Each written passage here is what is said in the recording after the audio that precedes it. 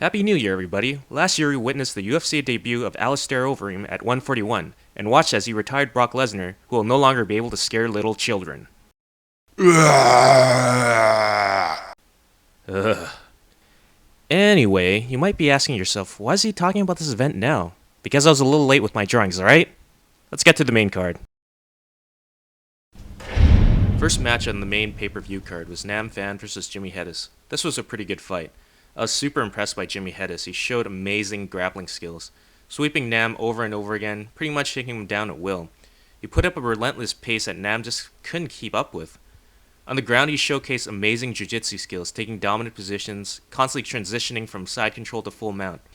And while he was on the ground, he was hitting Nam with these cringing, mat-thudding shots. Total domination by Hettes, which is pretty amazing because Nam's no slouch. But the most shocking thing is that during the fight, Joe Rogan said that he was still a purple belt. His jiu-jitsu coach must be one strict mofo. Second match was Vladimir Matyushenko versus Alexander Gustafsson.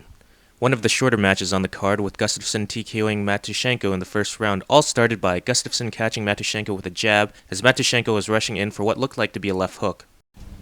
And then Fitch versus Hendricks came up. So naturally, from past experiences watching Fitch fights, I decided to take a piss break, thinking that Fitch was going to routinely clinch, take down, and top position his way to another lackluster decision victory. Boy, was I wrong. As I got back from peeing, my first reaction was, holy shit. Joe Rogan was screaming into his mic, and Fitch was on the ground dazed and confused trying to wrestle the referee. Who the hell saw this coming? It was pretty much a first punch flash KO for Hendricks as I watched the replay of the match that couldn't have been longer than 30 seconds. Pretty short fight, but at least we saw Fitch in an exciting match, right? All kidding aside, I honestly feel pretty bad for Fitch. Ever since losing to GSP in 2008, he managed to build up a pretty lengthy win streak going into the Hendricks fight. And it seemed like he was pretty close to another shot at the title, but the UFC was kind of reluctant to give him one because of his reputation of having important fights. Now that he's lost in the fashion he did against Hendricks, who knows when he'll get another shot at the title. Congrats to Johny Hendricks, Mr. McBeardyface. The co-main event was Nate Diaz versus Donald Cerrone. If you guys had any doubt that this fight would not live up to its expectations, Cerrone's middle finger to Diaz during the stare down should have solved all that. This was a good fight. The fight starts off with Cerrone swinging at Diaz with bad intentions, and it was a little surprising seeing Nate totally pick apart Cerrone on the feet with his boxing. Nate was throwing effective combinations throughout the fight, and Cerrone had a couple good trips and even a head kick in the second round.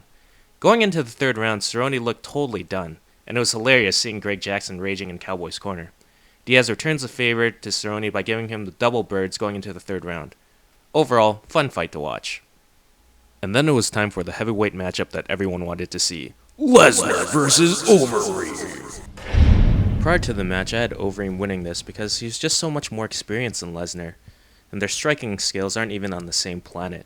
Overeem is also pretty versed in grappling and submissions, so yeah, it was pretty easy to see Overeem as a favorite going into this fight. However, I never counted Brock out of this matchup. Overeem hasn't really faced a wrestler of Brock's caliber. Plus, Brock is just friggin' huge.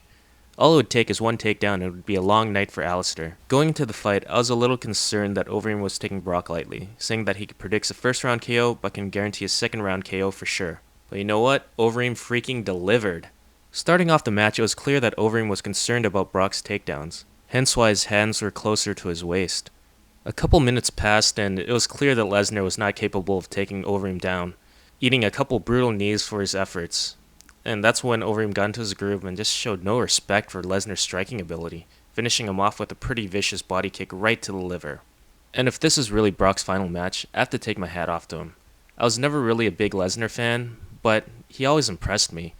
From his total domination of Frank Mir in their second bout, to his impressive finish of Shane Carwin via side choke, he always improved every single time you saw him.